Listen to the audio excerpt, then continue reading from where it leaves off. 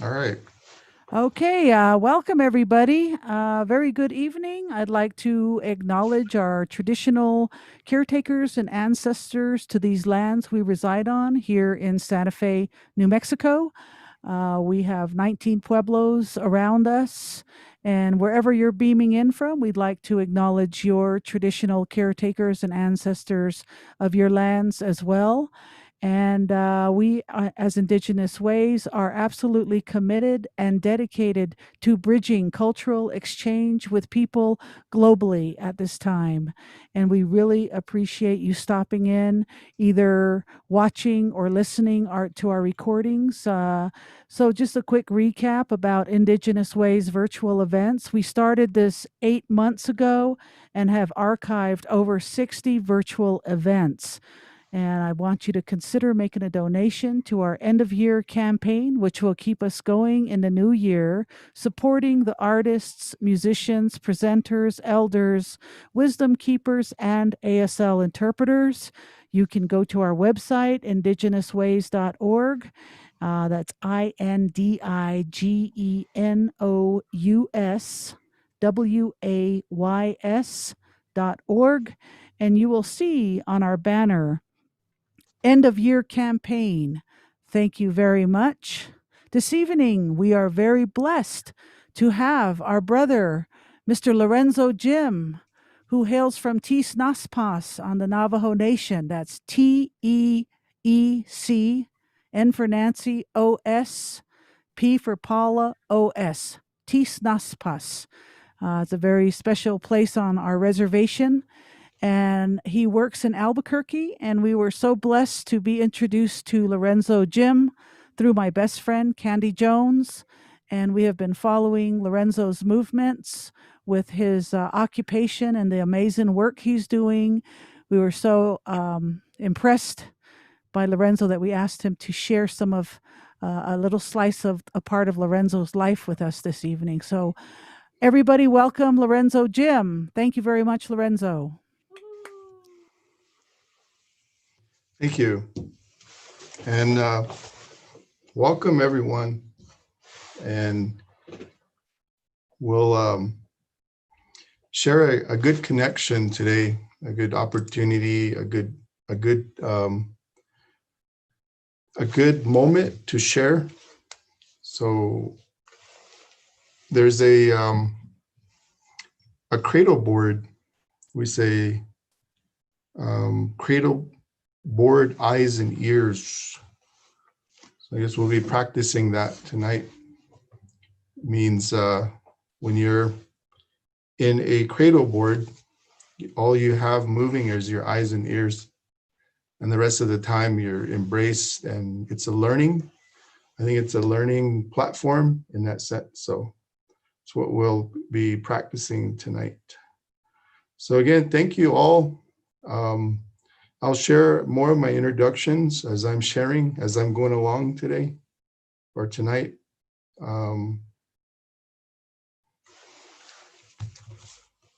As long as I can remember, as long as I can actually remember, I remember playing ceremony. I don't know if you've ever had the childhood like mine, where everything around you was so captivating and a lot of important things going on. So we used to play ceremonies, sometimes the healer, sometimes the patient, and we would, we were very young children. And my mother would say, you used to, way before I don't remember this, but my mother said, you were about maybe 3 years old. And I was in Fruitland, New Mexico, at my grandma and grandpa's house. And my grandpa used to use water as a diagnostician. So he used to look in water and do like a diagnostic assessment for ceremony. And na just kidney Jinn. And he used to use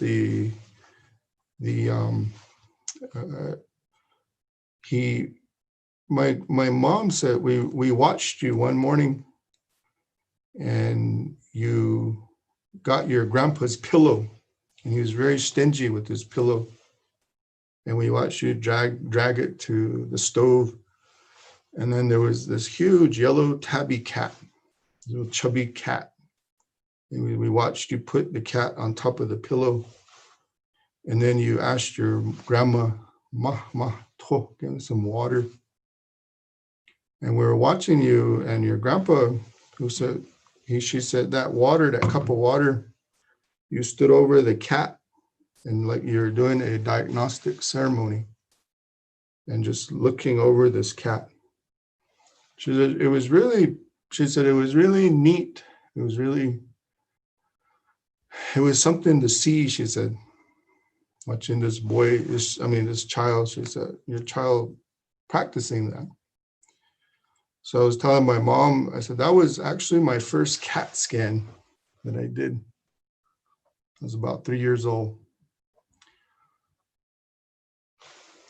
I can't see smiles or I can't see expressions, but I want to share about rise and resilience from my meaning, our own meaning, because I think those words have weight to it, but I think our language, there's a lot more meaning, and I'll make some connections as we share.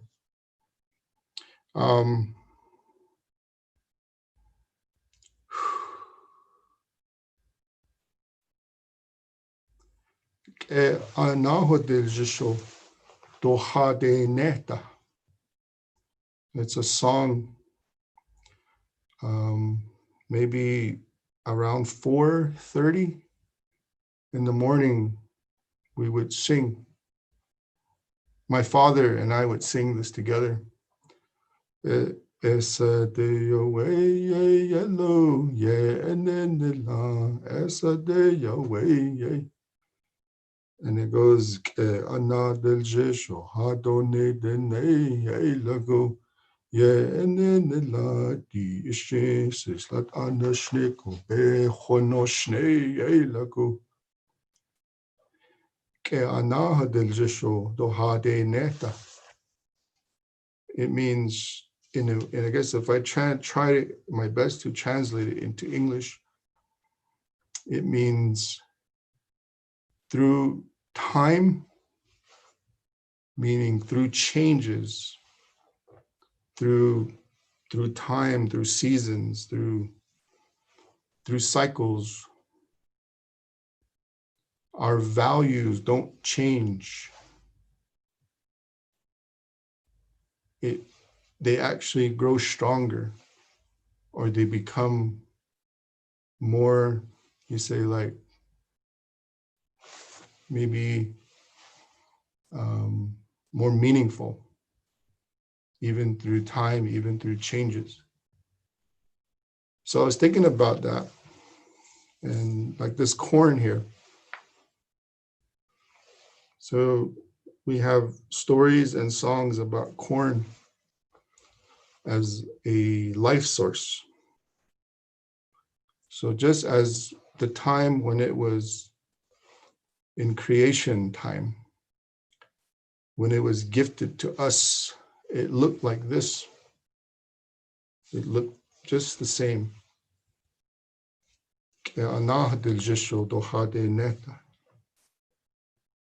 So like the values, our cultural, our family, our life way values. And that's what I'm going to share more in, I guess you could say, in correlation.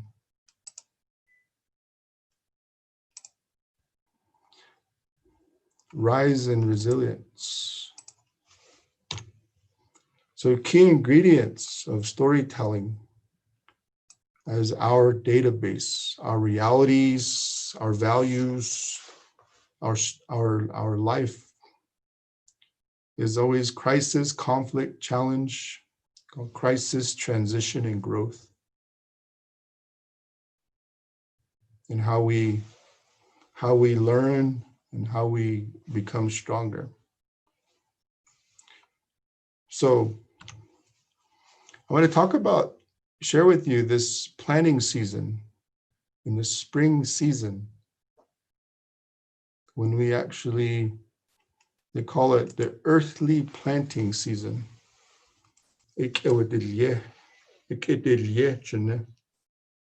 So planting a corn into the earthly planting season. So what comes out or what springs up in this earthly season planting is nourishment and actually care and sustenance. There's one of our traditional stories where the enemy, I say the enemy, maybe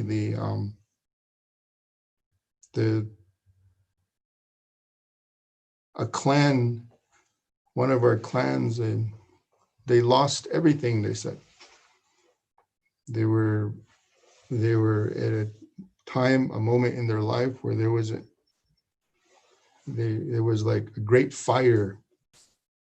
I guess you could call it that. And it was a boy who took corn and placed it into his south like this, or embraced, or put it away. And that the people continued even after, you could say, they lost everything. So the corn, it had everything, like a database of knowledge, skills, and abilities. So the story goes, when everything is in chaos, so make sure you grab corn, because you're going to then be okay. You'll sustain yourself.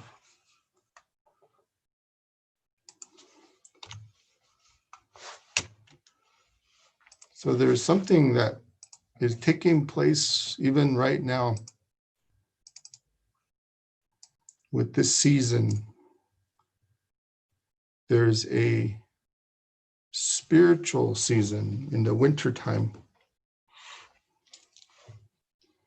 There's actually, they call a winter seasonal planning.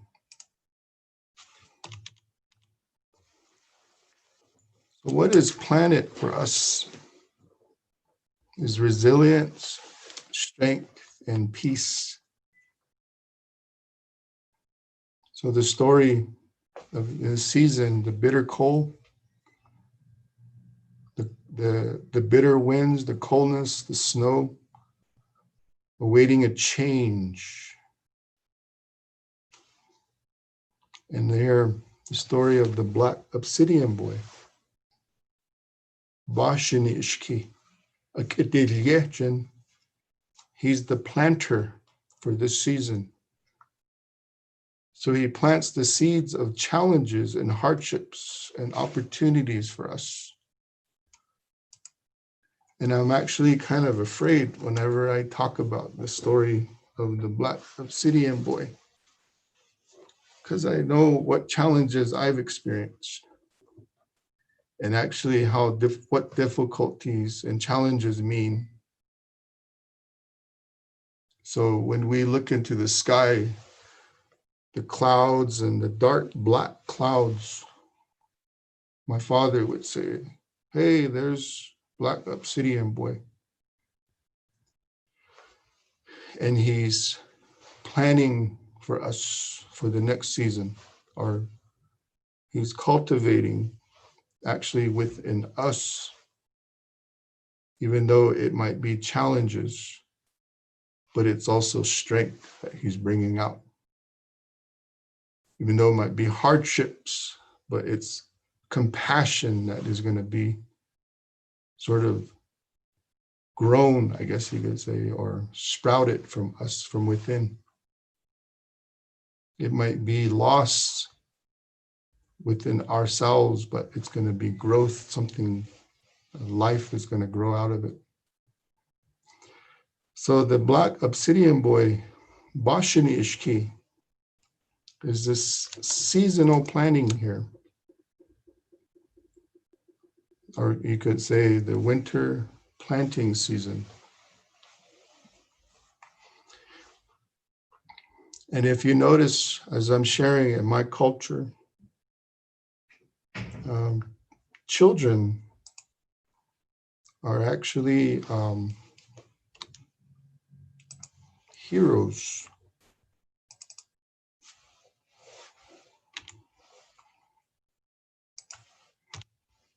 So whenever I talk or whenever we share about any of our hero stories, they're always about children. The Black Obsidian Boy, the Early Dawn Boy, Crystal Girl, the Turkey Boy, the Twin Warriors, the Twin Boys. So when you say use the word resilience, it's actually children, the story of children. So I have these pictures here.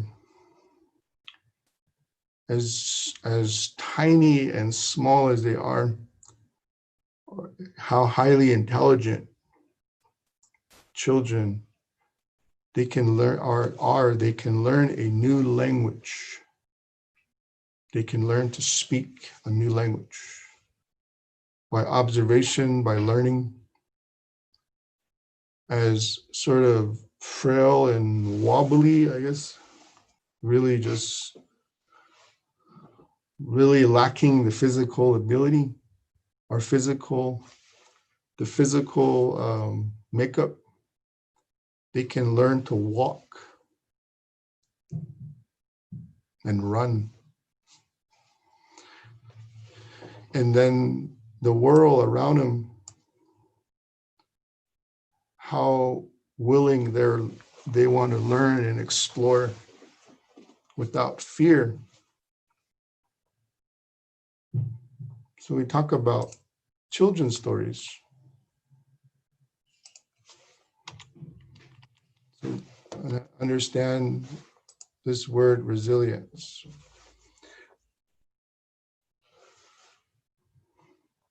This song I shared with you about as through time and through challenges, our values stay the same or they grow stronger. It's a song about the early dawn boy, Mikhail Kashishki, who carried that vision even though he was challenged, or even though there were these obstacles ahead of him. Every morning he rose and led other children. There's even the story of a boy, his brother, he couldn't see, but he could walk. And then his other younger brother, he could see, but he couldn't walk. So he carried his brother around and he was his eyes. And together they were complete. So the story of resilience. So as I'm thinking of the challenge now, you say COVID-19, we often wear this as it seems like, when we were younger, you hear this one word, get, and there would be total silence. We would all just stop. And it was sort of like a sacred moment to just be quiet and be still and listen. Get show. So it's the same when I put on this bow guard. It sort of makes that, I guess you could say, connection that I'm prepared for something to come, a challenge, difficulties, struggles. So I was talking to my father, and he was saying, I was listening to him, and we're talking about our mask, kind of like our new bow guard. When we put it on, we're very careful. It's like a resilience value or a protection value. And as we are all experiencing this together, Ishi,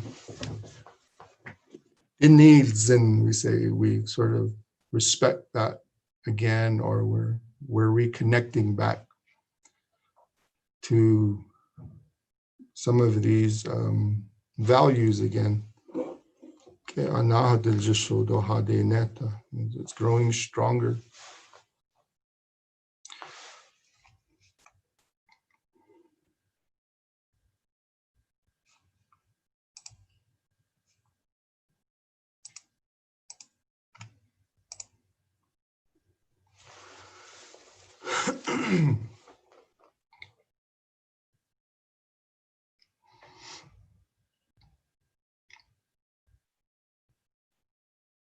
I was I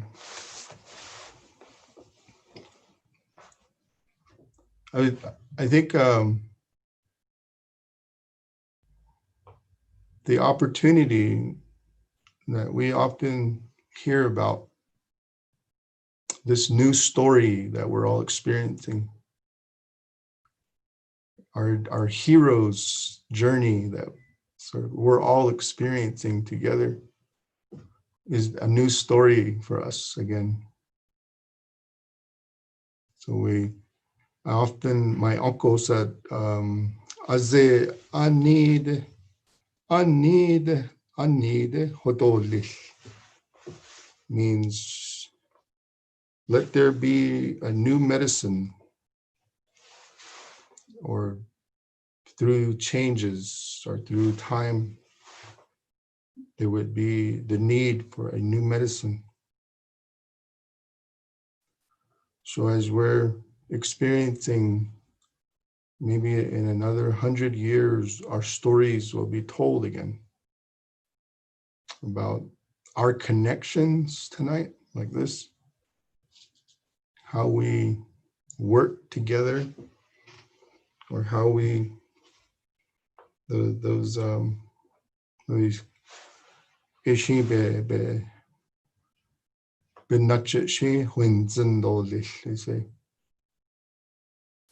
So I was asking my father that question one time when I was a lot younger. I said, how long ago, when he shares his stories, traditional stories, how long ago was that, Dad? How long ago was Al-Kita Jinneh? And then he would say, I don't know, I think 1952, he says. That's as long as I can remember, he said. And then my grandpa, his long time ago was up to maybe 1909. So I said, my long time ago was from 1978. Everything that I've heard and experienced, or I've learned knowledge. So he used to tell me when we do these changes, he says they used to have corn or use cornmeal every morning to sort of, it's like a shared meal with nature, with all of our guardians and protectors. So I sprinkle it like this forward. So like this bundle here, like it would have cornmeal, like grinded corn in there. So we would take it out and then sprinkle it and say, let there be positivity, let there be something good, let there be safety, let there be good blessings ahead of me. So today it's kind of what we are used to doing. Then my father says, I remember a time, he said, where they would get corn, and then he said they would sprinkle it towards them too. Or he says, I remember even before that, I heard they would put that cornmeal to the ground like this, and then they would sprinkle it upwards. It's kind of like they want something for themselves, something good. Or their corn, they wanted it to grow. And then he said, my grandfather had told him they used to get cornmeal out and they'd sprinkle it like this, like side to side for protection. And he said, maybe during his time, when there was the Great War. And he asked this question again. He says, I wonder how they'll be using cornmeal in the next, maybe another generation, he says. He says, just pay attention and watch the changes.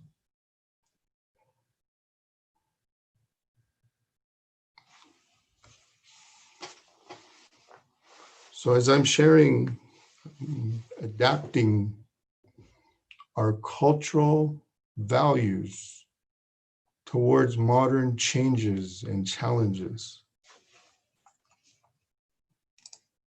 it would be my focus sharing on rise and resilience.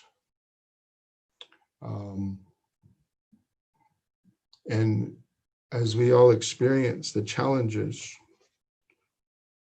our home values, our relationships are growing stronger, our appreciation again. The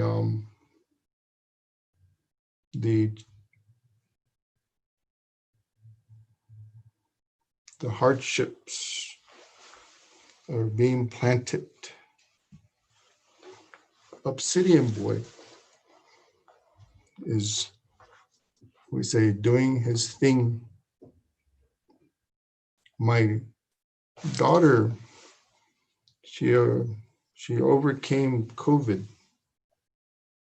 And my grandmother, last night she was released, or no, tonight she was released, excuse me.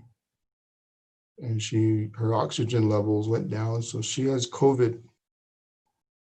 With precautions, they took her in yesterday and she's pulling through. And this morning I took cornmeal out. And my elders used to say, like, we always say, holy people are Indigenous. And this was a traditional way. And maybe a traditional thought was the holy people also meant the sick. those challenges, the disease, maybe the virus, the kostene,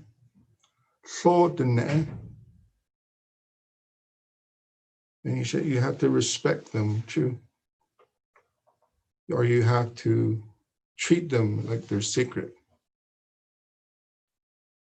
So I got my cornmeal this morning and I said, here, all of my protectors and all of my guardians and my ancestors and the holy people, the sacred people, and even the sickness people. Here I'm feeding you too. Just pity us, just take care of us, make us stronger, help us.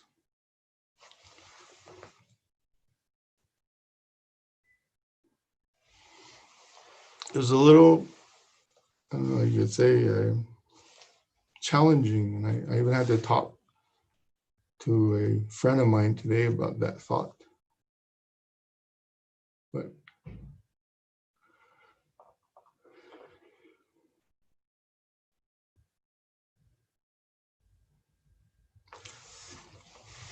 hey, Yishin sa Nantin, words of reflection, of knowledge, Sod Edeti, words of understanding, Sod Ashtahwin Zindagi, words that bring focus. And that's what I shared with you all tonight. And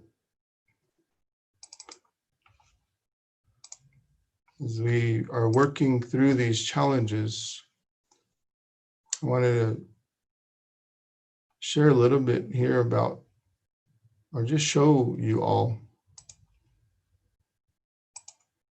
some of my work, or some of the connections that we are creating. Our tribal COVID relief says on the Navajo Nation, providing our relatives firewood recently, essential food bags, PPE to different communities.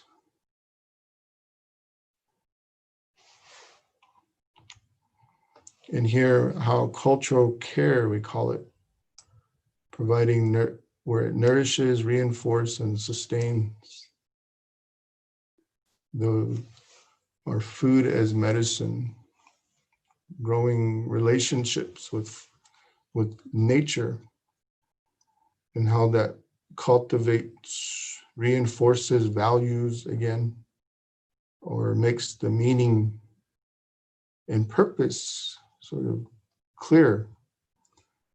We engage our patients or our relatives into nature, call it nature fitness, and our equine assisted learning program, called horse medicine,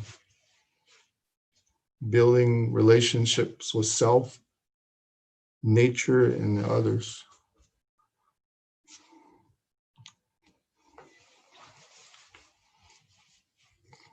As well as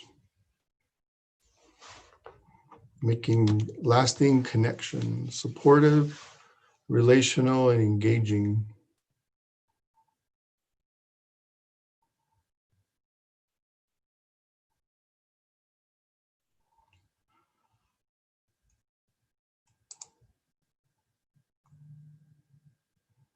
So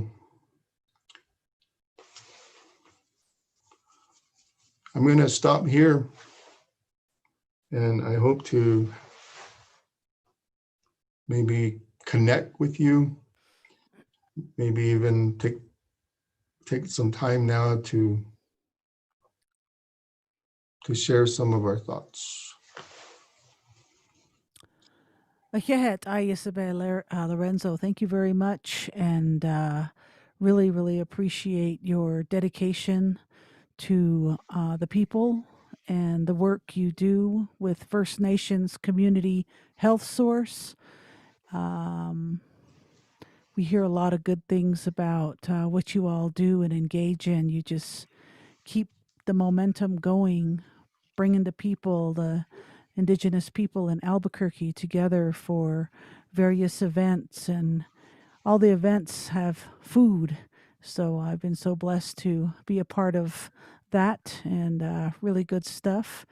I want to send prayers for your grandmother, your masane, and your daughter, and the rest of your family that are dealing with this Dekosantsa, COVID-19, as we call it. In Navajo, we call it the big sickness, because it's a big one. It's impacting the world right now, and we're all in this together. We're all in this together, and really appreciate the sacredness you put on the power of the people, the virus, and the importance of us thinking about the masks we wear in a very sacred way. It's not a joke, it's not a game, and we're protecting others by protecting ourselves. So thank you. Really quickly, I just want to mention next week we're very excited. We have Pam Houston, best-selling author, zooming in Wednesday at 6 o'clock on the 16th, and she will be sharing her stories in Rising and Resilience, and she'll probably read some of her literature as well. She is a best-selling author. She also teaches at the Institute of American Indian Arts master's program, and she's been very instrumental in graduating writers such as Tommy Orange and some really good writers that are coming out of IAIA. You can check our IndigenousWays.org for more information, as well as our Wisdom Circle archived events. And we would love for you to share this recorded video with everyone, which will be available in the next 48 hours on our website. There you will find, as I said before, over 60 Indigenous presenters and artists. And let's not forget our allies as well. Right above me, IndigenousWays.org, very user-friendly website, and all our social media sites right below me, so forth and so forth. And then we also would like to thank our sponsors, Native American Advised Fund, Santa Fe Community Foundation, National Endowment of the Arts, Westaff Cares, New Mexico Arts and Humanities, New Mexico Humanities Council, and National Endowments of Humanities. And these are all free events we're able to offer through Indigenous Ways. And our American Sign Language interpreters are also here with us and very committed to this program. So thank you. And this is a free program for everybody. We want to thank our board members. Some of you, I'm sure, are here with us tonight. Thank you. And we also want to thank our individual donors as well. And you can donate to right next to me. There's different ways to donate. We've got our end of year campaign. We want this to keep going. We're not out of the woods yet. We're still quarantined, and we want the sacred word to continue to be shared with the rest of the world, because Indigenous people are sacred beings just like everybody else. So at this time, I'd like to invite everybody to join us this evening. If you'd like to turn your cameras on, if you wish, and unmute your microphones if you wish. And if you have any questions for our brother Lorenzo, please join us. Comments, social media, those of you on Facebook, Instagram, we can read your comments to Lorenzo. Yate! Christine and Hilda and Christine, how y'all doing this evening? It's been a long time. Thank you for being with us. Any questions for Lorenzo? Or comments?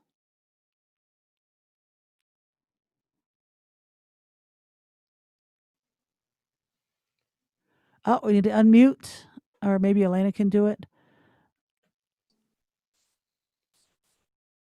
in your tradition, you spoke about corn. Was tobacco also important for blessing and smudging?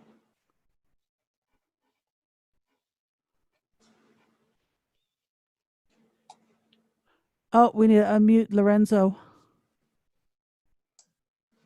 Yeah, I had something really clever to share. I already shared it, so it's not going to sound as good as the second time. I'm kidding, but no, tobacco is food.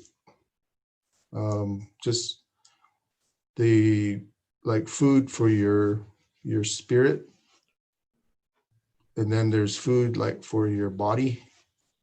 So like beans, squash, corn, and then tobacco, natto. So it there's the traditional concept of food meant nourishment, hastet. So even like if you open up our bundles, they have corn attached, like tied to them. Every so we can, have that nourishment and sort of, on our journey. I mean, so tobacco, yeah, not Bull Durham tobacco. Beech nut. No. Thank you for that. Good question. Thank you very much, Hilda and Christine. And now we can go across the board to Marie. Would you like to share something? Thank you. Yeah, Tay. No, I'm just listening. I have been in discussions before with Lorenzo, so I just am here to support him and also to hear what he has to say. And I just love the the connection between the original knowledge and moving forward. And this moment in time, the pandemic, and kind of seeing what happens. And you talk about the new medicine. You want to talk more about that, maybe? Yeah, they like Native American church, when all of our tribes were incarcerated, you could say. It was a pandemic at one point. So everything shifted or changed overnight. It created like famine and, separation.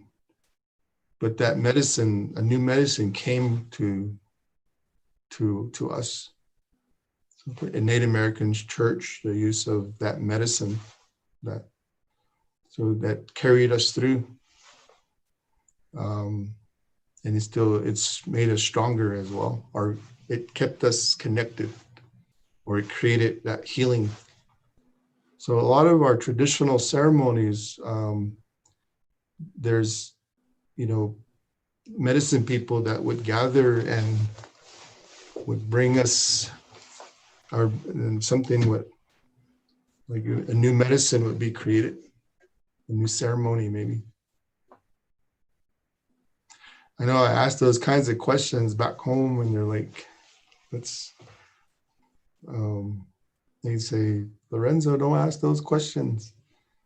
Like, we should have a ceremony for, maybe a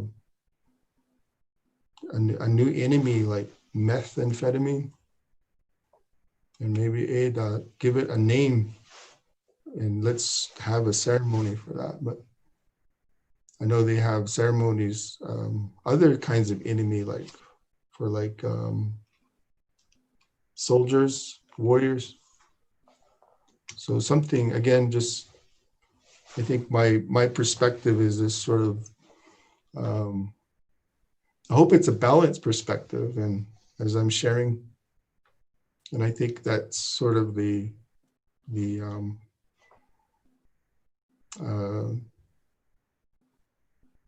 the vision, I guess you could say, of healing is that there's new medicine.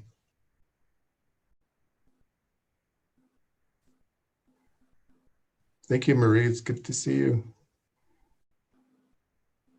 Yeah, Lorenzo, and thank you, Marie. And I just wanted to read something off Facebook. Our sister, Janie Immerman from New York City, is asking, is there a plan for getting vaccines to the reservations in a timely manner? She says, thank you, Lorenzo. We've been asked to be on like one of the advisory or a ethics committee for Indian Health Service. So, and I think that was the question, that is this the limited amount right now? And this is just an initial, I think everything is happening initially.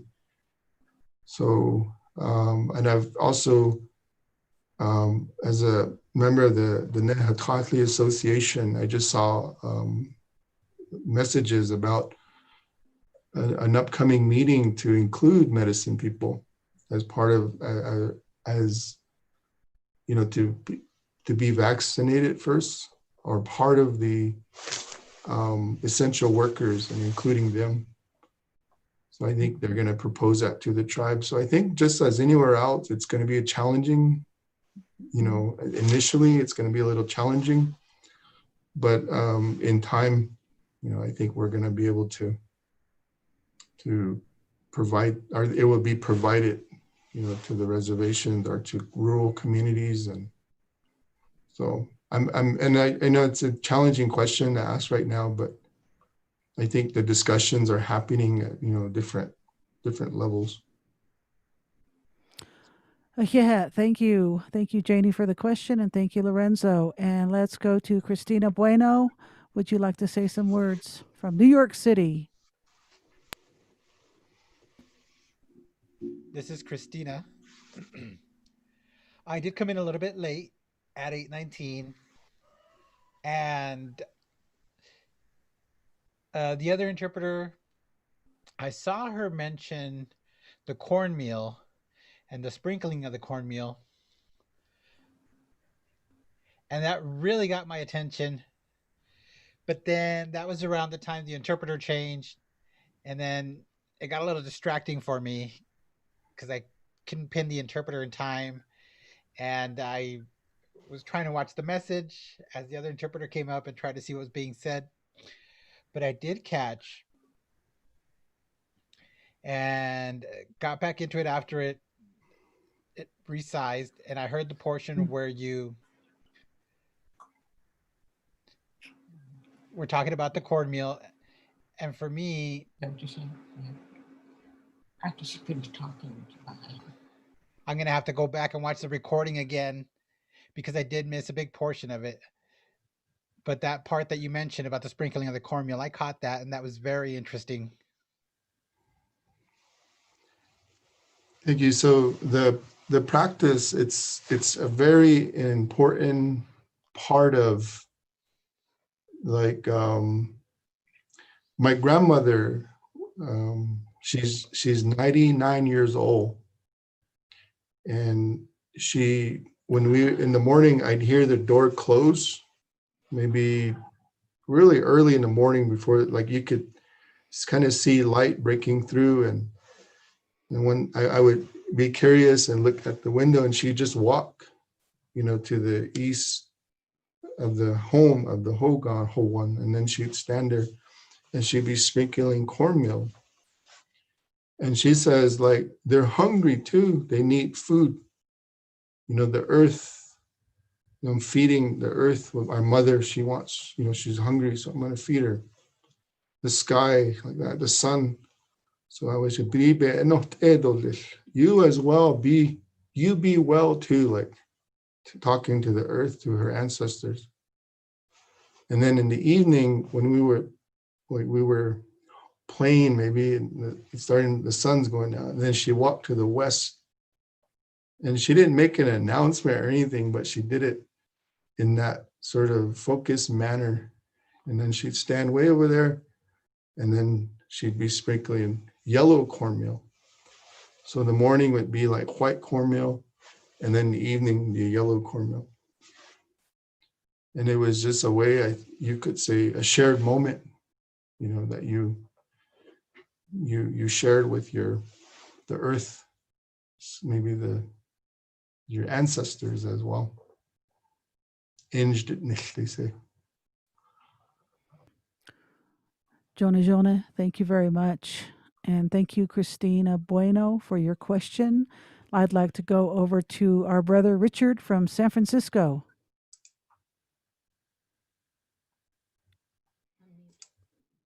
Unmute, Richard. I'm doing it. Okay. Thank you. Well, since you mentioned Bull Durham, I'm going to mention what's that? The one with the sacred spirits, the one with the sacred pipe on. That I have complained, and particularly when I see people smoking, I said, Native people have asked them to take that sacred pipe off, and of course they haven't. So I try to get people to boycott that one.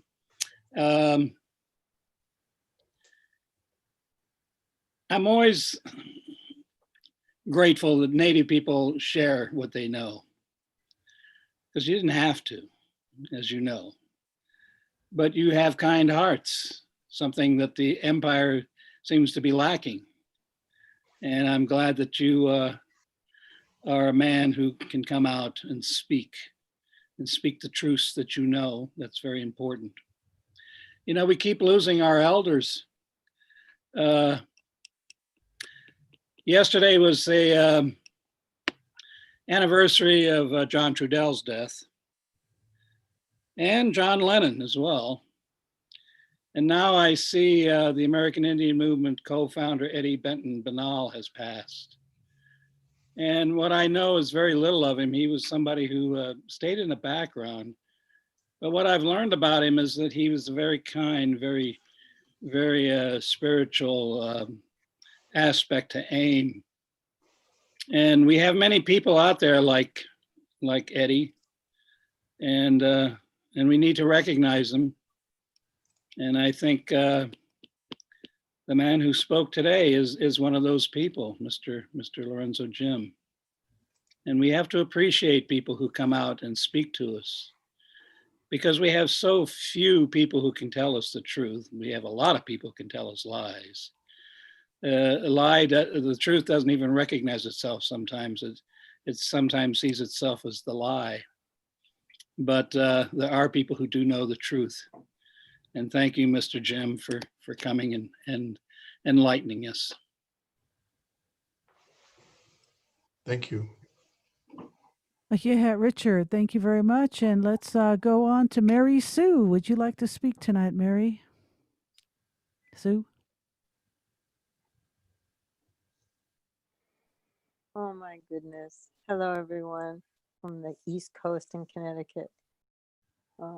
Thank you so much for your service, Tosh. And I know Elena's sitting there somewhere hiding.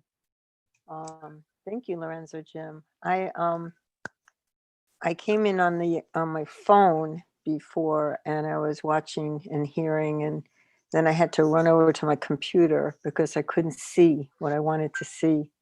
And I can't feel anything when you're on a phone. You can't visualize someone speaking. And when I got on here, I just texted absolutely amazing and beautiful, those pictures. And I'm a horse fanatic, and I saw that beautiful horse, and all I could feel was the earth and life and the beauty that's out, in your way of life. And, it's so different here on the East Coast. It's cold, and it's cold.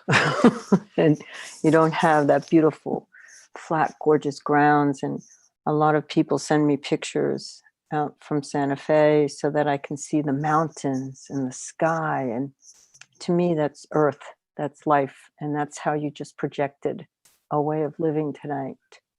I was very touched. I was touched by the way you talk about family and truth and honesty.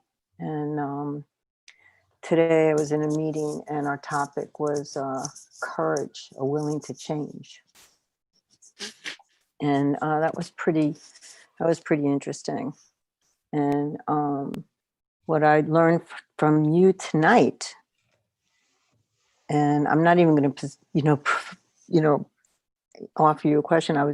What I was interested in is your planting procedures, that you were planting things along. That was the part that I caught up in, where you were planting things. And I wanted to know what you were planting. I didn't get it, I couldn't hear pretty much what you were doing when you were discussing it, Jim. Are those seedlings to grow for the future of our life? When I was trying to picture that. Because to me, when I pull out a plant from my garden, I try to reseed that plant. Like when we cut down a tree, we try to put back a tree, because that's earth and that's, life in a sense. So I was going to ask you, what were you planting, in those planters, so that maybe I could have some here. Because that's my vision of life, is when you take one thing from the earth, you must give it back, maybe being twofold. That's my question to you. Yeah, I think in the planting box, there was, I know one type of corn they put in there, and then the different spices. Oh. And we would make these kits for our families that live in the urban city. And they would learn how to sort of build that connection, and how planning is like, it's a way of living, attention, responsibility, as well as relationship that happens with even like our farms. But I had mentioned also like a natural planting season, like the winter, and how that would bring us.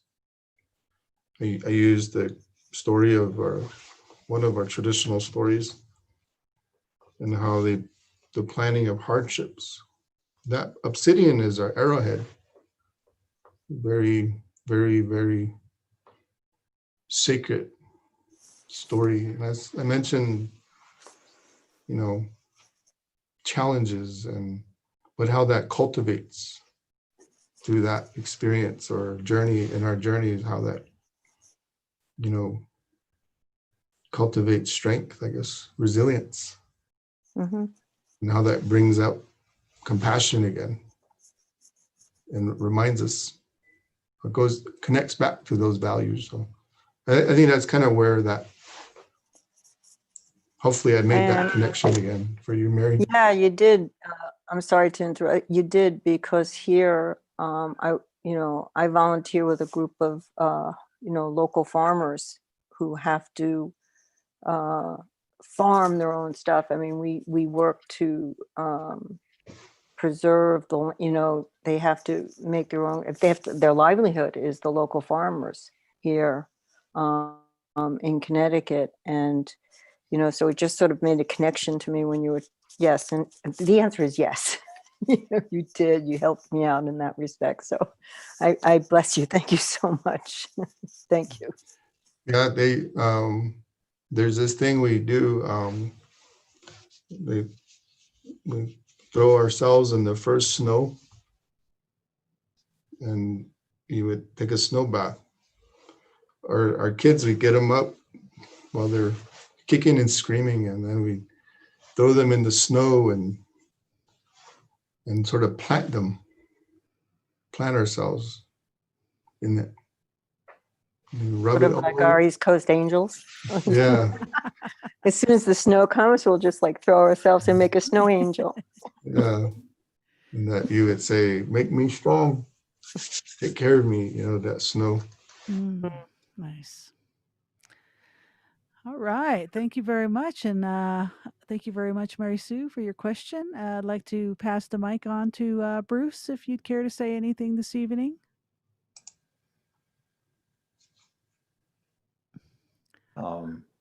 Yate, Lorenzo, it's so good to see you. I just want to tell you how special it has been to be here, and that the many times I've been with you, I always find that going into the narrative that you just delivered is going into sacred space. It's just beautiful how you brought the messages together. And I was just so touched by the way in which you brought the child in, not only in your story, but as an illustration of the ability to learn and explore without fear, and how the values, the deep, deep values, take us into those places, the places of unknown, the places of COVID, with the sacred ability to explore.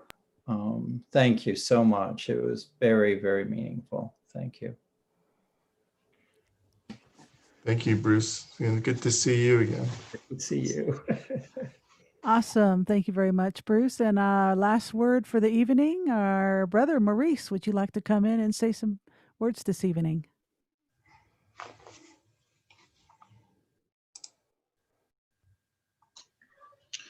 I was going to help someone. I couldn't find the time to come earlier.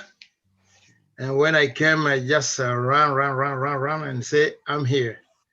So I want to say thank you for this wonderful time we have to share. And I'm very pleased to know you and to meet you through Zoom.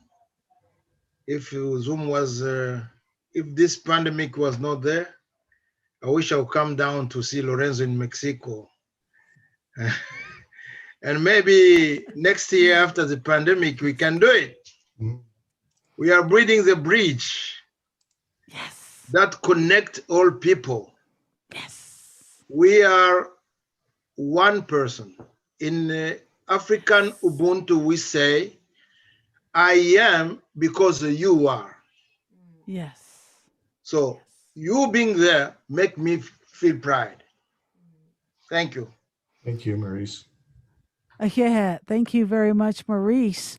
All right, everybody. We are here every Wednesday, 6:00 p.m. Mountain Standard Time. And on the third Saturday at 3:00 Mountain Standard Time, we have a wonderful list of beautiful talent that provides us with beautiful Indigenous entertainment. We want to thank all of you who have tuned in live this evening for Lorenzo Jim and his organization fnch.org.